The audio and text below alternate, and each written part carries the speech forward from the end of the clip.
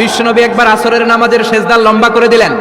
সাহাবারা বললেন, নবী নামাজের পরে ধরলেন, অসুস্থ হয়ে গেলেন নাকি, অথবা কোরআনের আয়াত সেজদা অবস্থায় নাজিল হয়ে গেল নাকি? আসরের সেজদা তো এত লম্বা করতে কখনো দেখি নাই রে নবী। বিশ্বনবী বললেন, না, অসুস্থ হই নাই, কোরআনের আয়াত নাজিল হয় নাই। আমি যখন সেজদায় লুটিয়ে পড়েছি, আমার কলিজার টুকরা নাতি হাসান আমার কাঁধের উপরে চেপে বসেছে।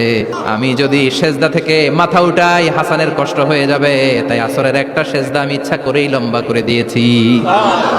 কি নবী ছিল, কি মায়া ছিল নাতিদের সাথে। হাসান হুসাইন বিশ্বনবী, যে নবী হচ্ছে সব নবীদেরও সর্দার, ওই নবীরে ঘোড়া বানায়া, বিশ্বনবীর বাবরি চুল ছিল তো ওই চুল ধরে এরকম ঘোড়া ঘোড়া খেলত।